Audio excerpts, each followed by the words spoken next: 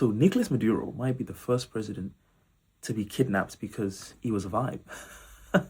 It's been reported that part of the reason why Trump finally okayed the plan to go in there and snatch him in the middle of the night is because he got annoyed with Maduro singing and dancing the whole time.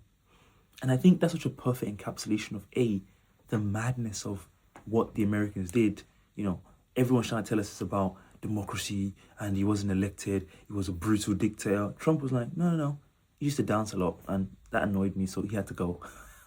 Again, as you see in my previous video, I love it when Trump can expose how mad the system is. But there's also something quite symbolic in that, which is like Nicolas Maduro was singing and dancing on stage with a bunch of people going around the country. It's not like he was having like a 20-car convoy or anything like that, peacefully. And Trump saw that example of someone being peaceful and being actually liked by their people. And he was like, no, that has to stop. What annoyed him, it seems like, was the fact that Maduro was just having a good time and being peaceful.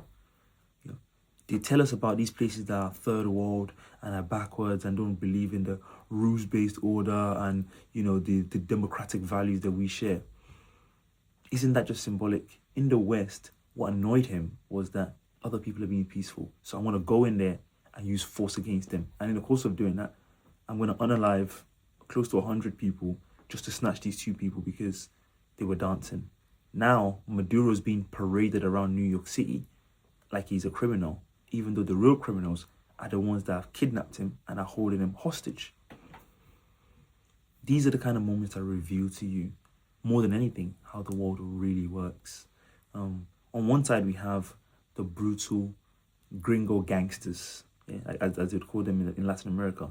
Then you have the other people who are just, for the most part, trying to live their life in relative peace and security and want to be left alone.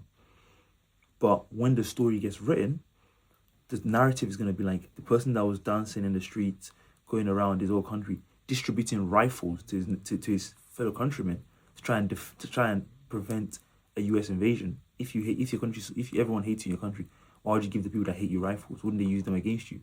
On the other hand, you have someone like Trump, whose popularity is at historic lows, who's come in and centered his entire campaign and his presidency around protecting Israel, an actual apartheid state. And those are the kind of people that are fighting. Pick your fighter, and we're meant to go with Trump.